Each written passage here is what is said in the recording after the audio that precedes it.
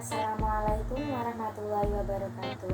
Perkenalkan, nama saya Asrofal Finina, NIP 2019-1075. Saya akan menanggapi video dari Bapak Abdul Wadid Bugis, yaitu tentang ekonomi tertutup tanpa kebijakan pemerintah.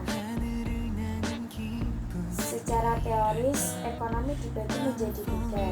Yang pertama, ekonomi dua sektor atau ekonomi tertutup tanpa kebijakan pemerintah. Yang kedua, ekonomi tiga sektor atau ekonomi tertutup dengan kebijakan pemerintah. Yang ketiga, ekonomi empat sektor atau ekonomi tertutup. Di video kali ini saya akan membahas tentang ekonomi dua sektor atau ekonomi tertutup tanpa kebijakan pemerintah. Perekonomian dua sektor adalah perekonomian yang terdiri dari sektor rumah tangga dan perusahaan, yaitu merupakan bentuk dari sederhana dari analisis makroekonomi mengenai penentuan tingkat kegiatan ekonomi suatu negara. Diagram alir perekonomian dua sektor ada dua, yaitu rumah tangga konsumen dan produsen. Selanjutnya, aliran pendapatan dalam ekonomi dua sektor. Yang pertama, sektor perusahaan menggunakan faktor-faktor produksi yang dimiliki rumah tangga. Yang kedua, sebagian besar pendapatan yang diterima rumah tangga akan digunakan untuk konsumsi. Yang ketiga, sisa pendapatan rumah tangga yang menjadi konsumsi akan ditabung.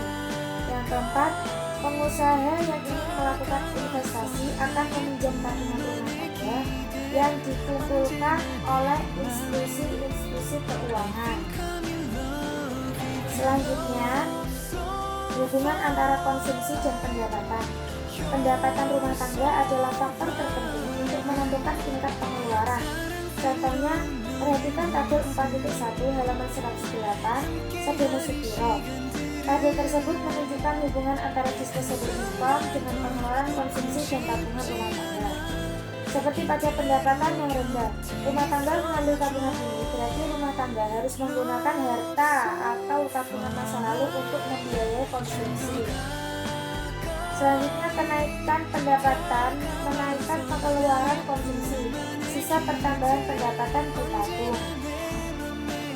Lainnya, pada pendapatan yang tinggi rumah tangga menabung. Selanjutnya, yaitu tentang kecondongan konsumsi. Kecondongan konsumsi itu ada dua. Yang pertama, kecondongan mengkonsumsi marginal atau MPC. Yang kedua, kecondongan mengkonsumsi rata-rata atau APC.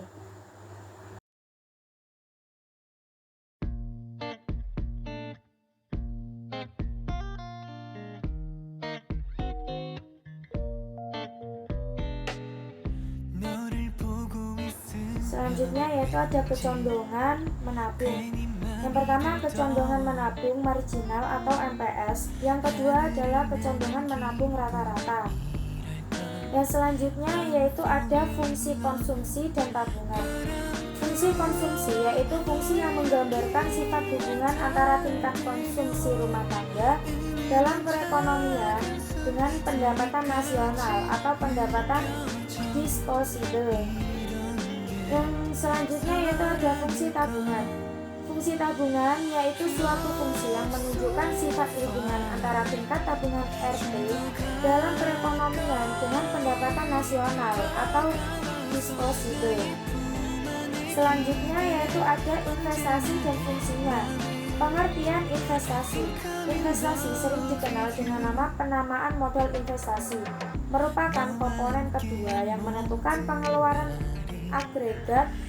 Investasi merupakan pengeluaran atau pembelajaran penanaman modal atau perusahaan untuk membeli barang-barang, modal, dan perlengkapan produksi untuk menambah kemampuan memproduksi barang dan jasa yang tersedia dalam perekonomian.